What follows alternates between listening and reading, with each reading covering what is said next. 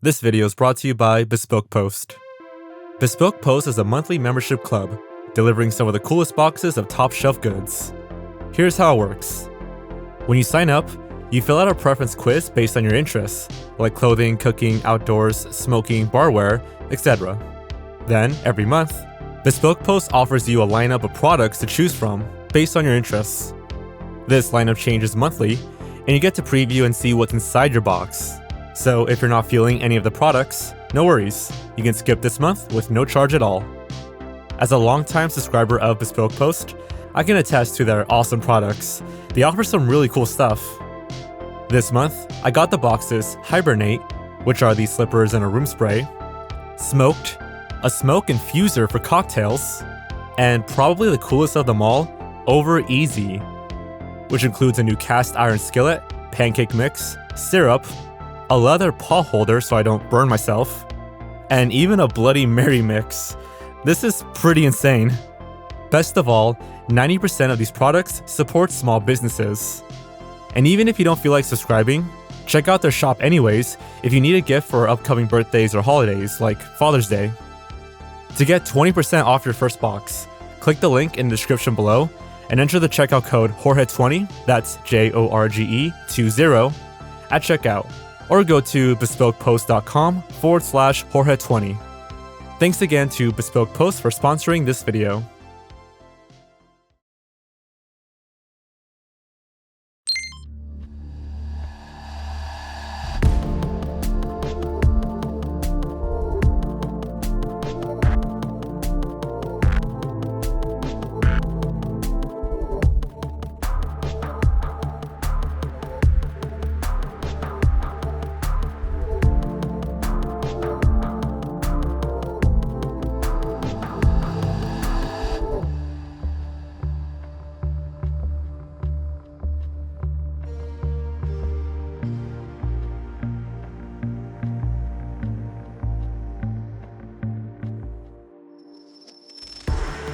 Hello everyone. Well, it's been over a year since the last episode. Again. And in that time, lost media has exploded in popularity, so there are a lot of new topics to talk about here. As always, I've chosen a handful of cases that I believe are the most interesting and could use the most eyes on. But without further ado, let's begin.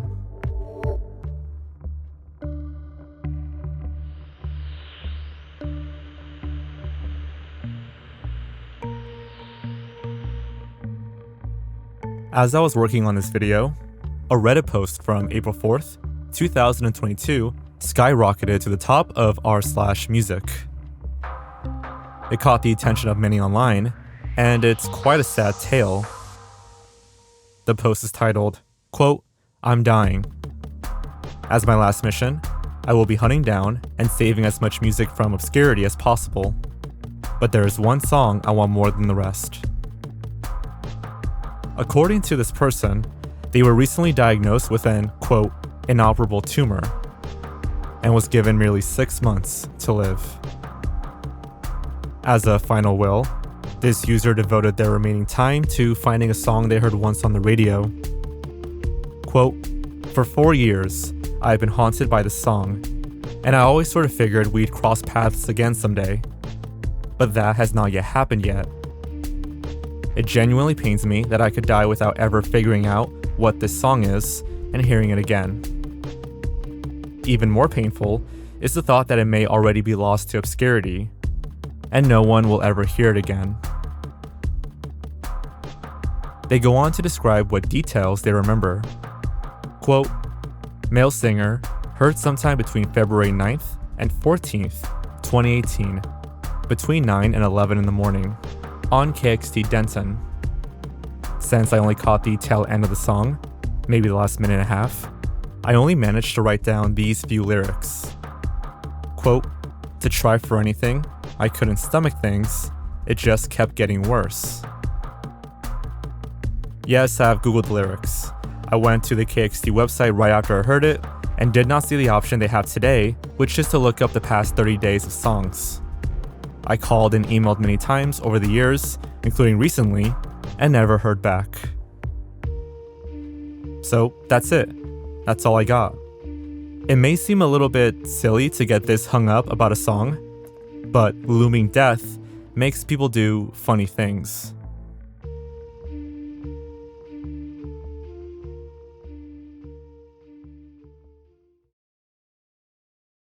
As soon as this was posted, hundreds of Redditors started pouring in with questions and song suggestions. Per the request of some commenters, OP uploaded a recording of them singing the lyrics. To try for anything, I couldn't stomach things. It just kept getting worse.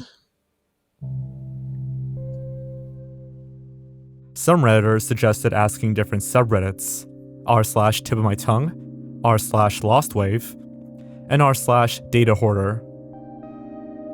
Others asked OP what genre of music it was, and they responded with, quote, melodic punk. It was very emotive, had a great guitar solo. They further detailed, quote, I frantically wrote what I could down, and I probably missed a line, but I'm positive that what I did manage to write down was in that song. It was a young man. Melodic punk is the best I can describe it, and it wasn't acoustic. One user found an archive of KXD's radio shows that played during the month of February 2018. We know that the song played sometime between the 9th and 14th day of February. We also know that it played in the morning. Based on this description, it seems that the most likely radio show is KXD Mornings with Brad Gilbeer. By clicking on that show, we can even see what songs were played at that specific time. In spite of this, no song was a match.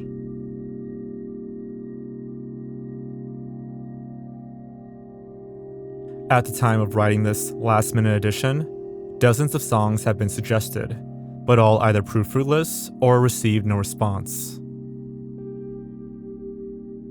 OP's latest update reads, quote, I will be looking for super rare stuff, local stuff from radio shows all over the country, random things on Discogs that haven't been uploaded anywhere, that sort of thing.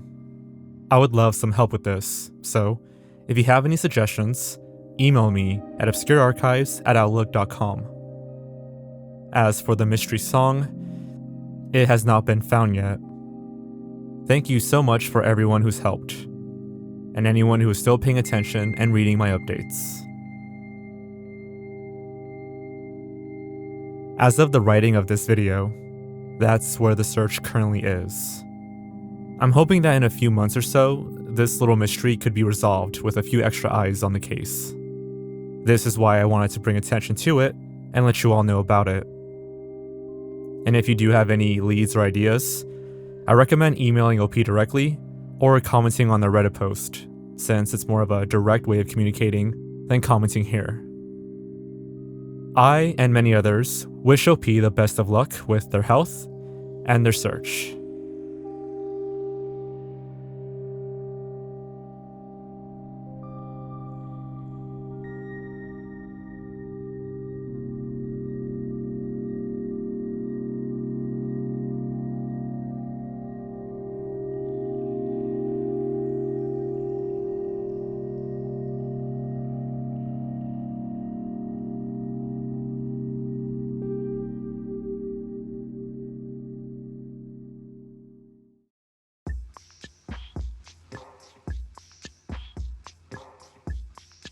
On to something much more lighthearted now. Let's talk about a lost Shrek commercial. This tiny mystery blew up on Twitter earlier this year, and I couldn't help but talk about it in the series. We've all seen this reaction image before, right? It shows Shrek holding up a camera with the text, "Yep, this one's going in my cringe compilation." According to Know Your Meme, it first began going viral in early 2018, being spread around in various subreddits and 4chan threads. The question is, where did the screenshot originate from? It's clearly not from any of the films, and it looks too polished to be fan-made. Around this time, a thread was created on the Lost Media Wiki forums about this small mystery. According to Lost Media Wiki user Jacobo, quote, "So you know that this one's going in my cringe compilation meme that's been making the rounds on the internet lately? As it turns out, the image used for that meme actually comes from a lost HP camera commercial. This commercial, and the entire campaign it was a part of, was pretty much forgotten until now, so we only know a few things about it. There have only been 2 screenshots salvaged from this commercial. The first one being from the meme, and the second one being this. The exact camera model the ads were for was the HP Photosmart 945, which released in 2003, 2 years after the original Shrek movie and 1 year before Shrek 2 was released. The guy who made the model for the camera was Steve McGrath. Maybe we could contact him and see if he knows anything about this. This commercial is part of the few other commercials DreamWorks did for HP. This one, for example, was done for the release of Shrek the Third. Let's see. I keep all my favorite recipes on my computer. I'm not the best cook. I'm such a eBay addict.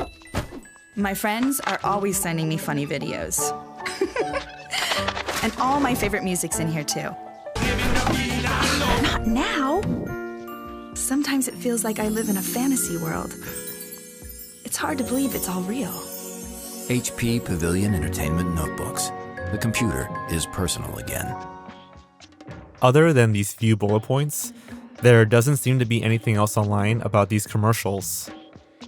This whole ad campaign is very interesting, however, so it would be nice to know just a little bit more about this ad. Other forum users immediately suggested contacting Steve McGrath, which OP did, but to no avail. It's worth mentioning that Steve has now passed away, so it's best not to pursue this lead out of respect for his family. A user on Twitter managed to find the full high-quality render of the ad from the HP booklet, though it and the meme are slightly different. Despite some additional comments and small finds, the thread died down and led nowhere. That is until February 12th, 2022, when a tweet about the lost commercial from fellow YouTuber Kenny Lauderdale went viral. This caught the attention of the Lost Commercials Foundation, a group of people solely dedicated to finding lost commercials, PSAs, and such. A channel on their Discord server was formed, and the search was on.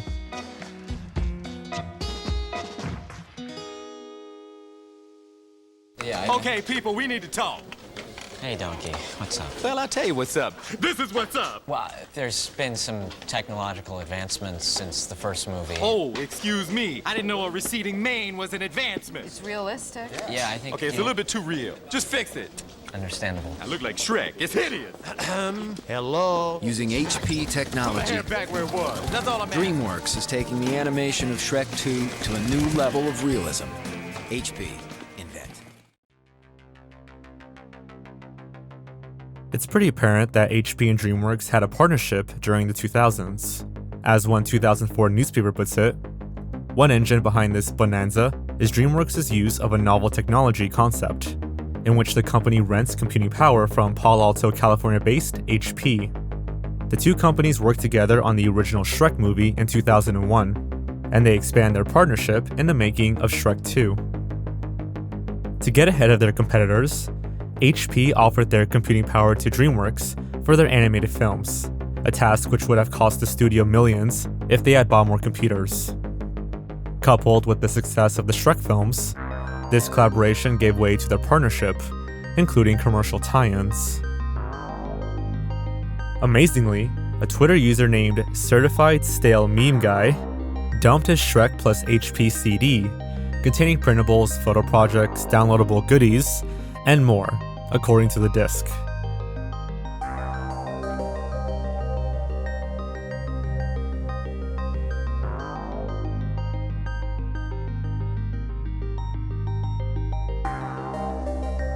While the disc contained an impressive amount of Shrek media, the lost commercial was nowhere to be seen. It should go without saying that the marketing and tie-in advertising for Shrek was massive, which could make finding this lost commercial extraordinarily difficult. Rarely are commercials archived to begin with, save for those compilation videos on YouTube which were scoured through. And despite months of uncovering many strange and odd Shrek ads, This one has escaped discovery. Naturally, this has led some to believe that there was never a commercial to begin with. And there is one big reason for this. Searchers found an ArtStation account belonging to Steve McGrath, the man who originally created the image. His description reads, "For an advertisement for HP, I created a photoreal, detailed model of their HP camera for Shrek to hold. All images here are copyright of DreamWorks Animation and HP." It's interesting that the creator himself referred to this as a photoreal, and not a screenshot or taken from a video at all. So maybe these are just photos. But why make an HP commercial with Fiona and not Shrek, the star of the franchise? Also, the image had this on its file path, f.101.r, which could mean frame 101 rendered. This might suggest that this image was a screenshot taken from the 101st frame of a video. Furthermore, the aspect ratio looks like it's from a video. There's also the possibility that the ad was made, but never aired, as there's absolutely no mention or memory of it online. After some discussion within the Discord, the Lost Commercials Foundation tweeted, "The meme image appears to be the same posed model from the HP booklets, albeit from a slightly different angle. Whilst this may not be from a commercial after all, it does suggest that there's more tie-in media to discover."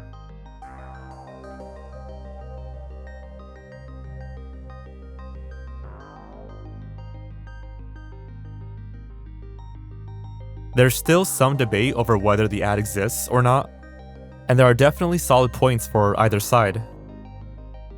But for now, that's where the search stands.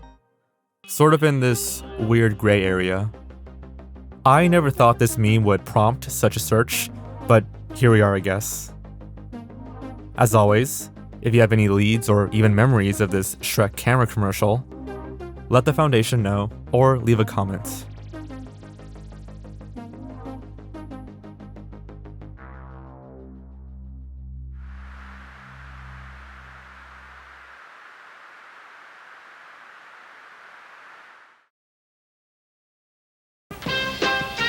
From the Chuck Barris stages in Hollywood, California, it's The Dating Game. Here's the star of the show, your host, Jim Lang.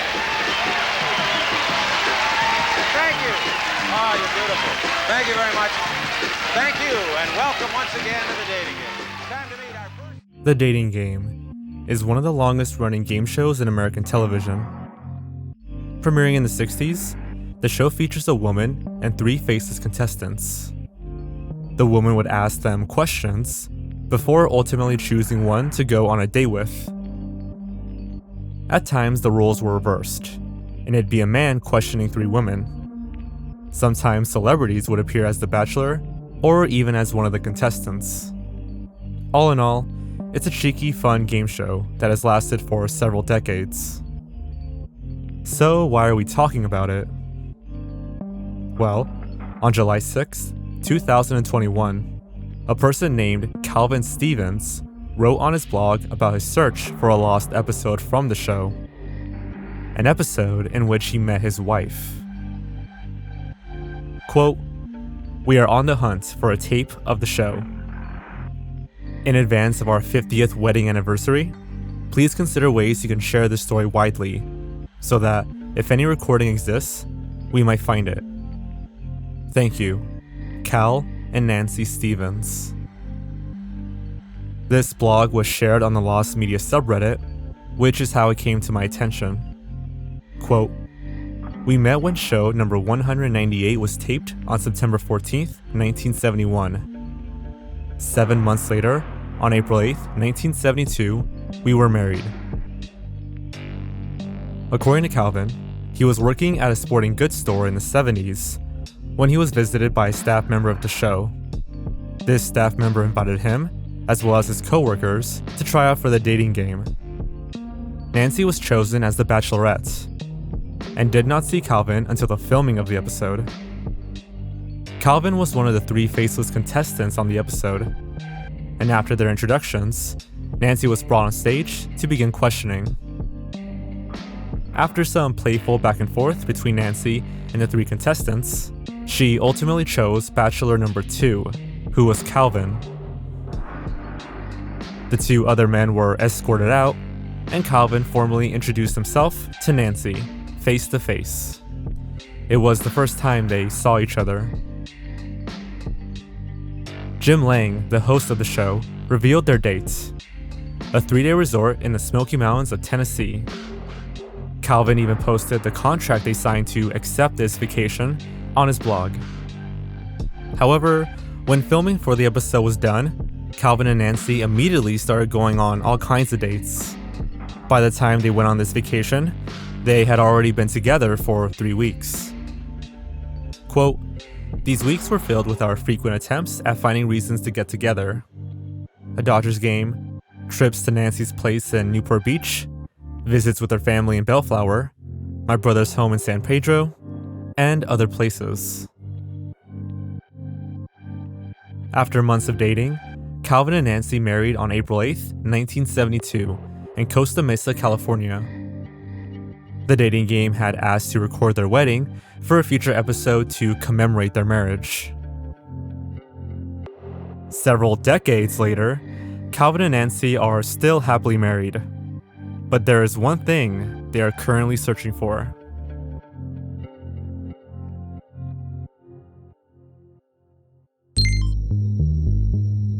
For their 50th anniversary, Calvin has searched online for a recording of this episode, but it has, quote, eluded us over several attempts in all the years since.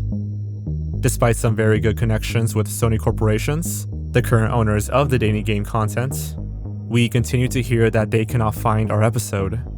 Several months of episodes, including ours, are simply not in Sony's library. It's worth noting that Calvin and Nancy were told that the tapes used were quite expensive, and it's likely their episode was simply recorded over, in favor of newer episodes. If that's the case, then that makes this piece of lost media extremely difficult to find, unless someone has a home recording. Some episodes from the same year are available on YouTube, so it's not impossible. Unfortunately, this is where their tale ends. It's a super cute story, and if you're interested, I highly recommend reading through the entire blog post, as I've admittedly skimmed through the details. But as far as I'm aware, the episode has not been found, and his blog has remained inactive.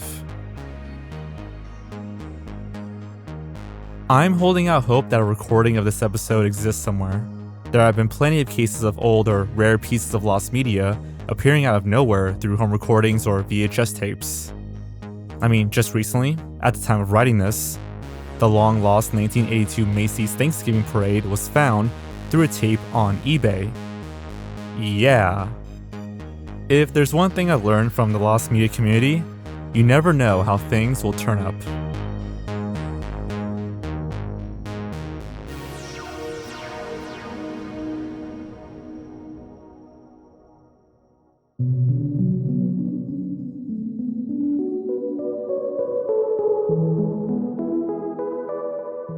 Spider-Man is one of the most popular and commercially successful characters in the world.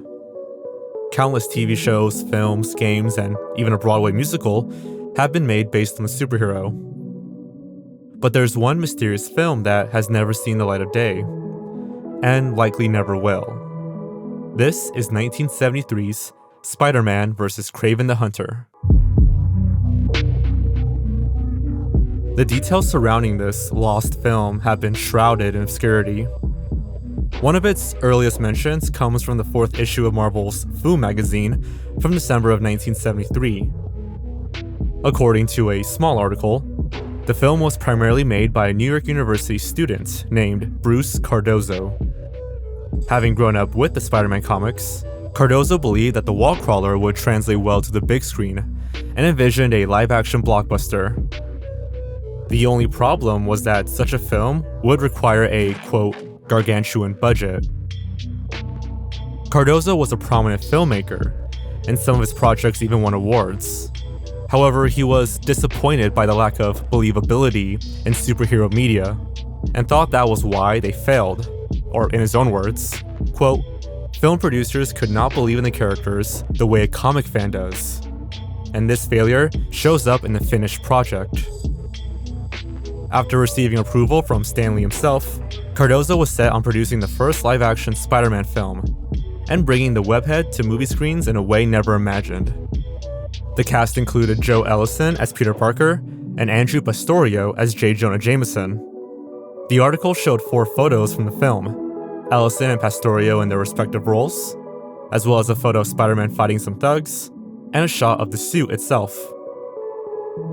Gotta say, they're not too shabby looking. Cardozo's filmmaking team was challenged by the daunting task of bringing Spider-Man's abilities to life, such as wall crawling and web swinging through the city. They used, quote, "traveling match shots" to simulate Spider-Man swinging through a dazzling Times Square. Large building sets were made and laid on the floor to create the illusion of Spider-Man wall crawling. The plot of the film supposedly followed The Amazing Spider-Man number 15, in which Spider-Man stops a group of thugs organizing a bank robbery. However, one of them, being the Chameleon in disguise, escapes, and calls upon his friend Kraven the Hunter to take down Spider-Man. Apparently, the film would have omitted Chameleon from its story, and even include Gwen Stacy, a popular character with readers at the time. When the film was 3/4 complete, they sent Stan Lee a preview of some of the key scenes. Lee, in return, was reportedly, quote, "impressed and enthusiastic" about the film, and wanted to see it complete. The article ends with, quote, "We hope in the future to have the film distributed in some form, and perhaps, with the support of film members across the country, we might find a solution to the situation." What happened to the film afterwards is a bit unclear. It's possible that Cardozo never released this film because he couldn't afford the licensing rights for the characters, despite the approval of Stan Lee. Others think that the project simply demanded too much from him and his team, so it was shelved altogether. Whatever the reason, Spider-Man vs. Kraven the Hunter became a lost film.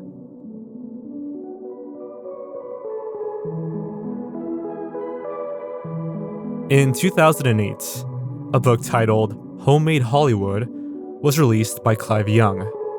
It documented the many underground and fan-made films from the early days of cinema to the internet age, including Spider-Man vs. Kraven the Hunter. The book showed a brand new photo from the film, showing Spidey fighting off some thugs in an action sequence. It also featured a wealth of information about the cancelled project, most notably the involvement of Tommy Ramone, one of the founding members of the punk band The Ramones, and Stan Lee's eventual disapproval when he actually saw the film, despite the Marvel Foom article saying otherwise. Quote, "He felt the concept was wrong, but he was actually very generous. Stan said he'd give us any other character for free, but he wanted Spider-Man for himself."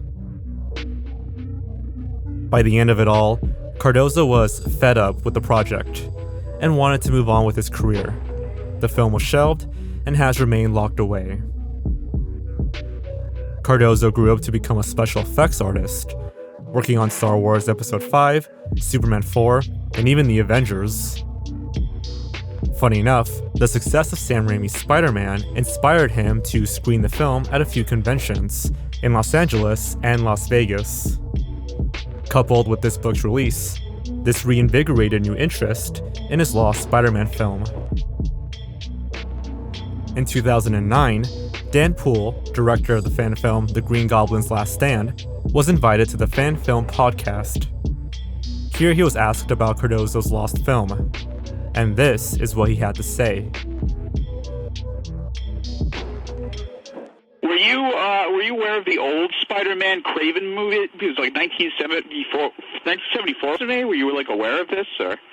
I got aware of that, I think right after The Green Goblin's Last Stand.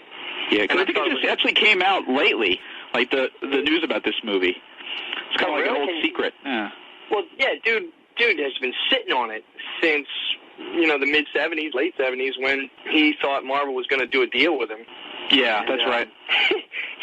I mean, as far as I know, to this day, right, the only time I had an email exchange with him about 6 years ago, he just refused to send a copy to anyone. He said, "Look, if you're ever in LA, I'll let you come by and see it, but it's not leaving his house." Yeah. Like, I guess wow, it's man. played at a couple festivals or something, but yeah, that is kind of strange why you wouldn't put it online and get some, I know, right? Some credit I from heard. it. You know? No, I read something very interesting about the Craven movie. The guy NYC student film, and the authenticity that no one, at least no one I knew, ever thought about was that these New York superheroes might have New York accents. Right. I heard Peter Parker had a little bit of an accent. Not a gangster, but Hey, how you doing? Yeah, right. How you doing? How you doing? According to Dan, for whatever reason, Cardozo refused to send anyone a copy of his film, opting instead to have people come over to his LA home for a private screening.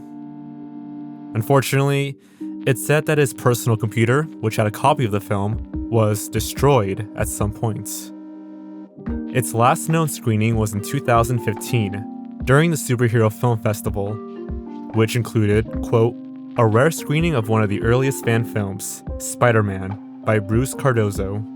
Featured in an article in the Marvel fan magazine Foom around 1975 when first released, Spider-Man features appearances by Kraven the Hunter and Gwen Stacy, and the story is based on issue number 15 of the comic book. Since then, the film has remained lost to time, and these 4 screenshots were its only remnants. Given that no bootleg recordings have ever surfaced, it's doubtful it'll ever be seen. In 2021, fellow Lost Media YouTuber All Things Lost uploaded a video discussing the Lost film. It's a good watch and got me interested in the mystery. In the wake of that video's release, a still was uploaded by the author of Homemade Hollywood. They stayed on Facebook, quote, here's something special, a still from the film itself. It appeared in the book in black and white, so this is the first time it's been seen in color anywhere. We can see a group of thugs being surprised by the classic Spidey signal, which Spider-Man used in his early comics. The author was then contacted by a member of the Lost Media Wiki, and a few more images were sent, including this shot of Spider-Man crawling down a wall, a colored version of the still of Spidey fighting some thugs, and our first and only look at Kraven the Hunter, played by an unknown actor.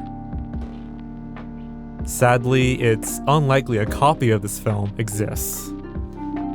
From what I'm told, Cardozo only had one copy of the film in his possession, the copy that ended up being destroyed. I mean, it's possible that he digitized it, but no one knows for sure. Given the age of the film and its actors, this film will probably never see the light of day. Despite Cardozo's frustrations with getting the movie made and released, he would later look back on the events fondly. In fact, he actually tried to renegotiate with Marvel 28 years later, but it never came to be. Cardozo remained proud of his fan film and died in 2016. Quote, I gave people a glimpse of the future in 1974, showing what could be done with Spider-Man. People said the special effects were dazzling, but that wasn't really it. We had the audience rooting for him, like you root for a team.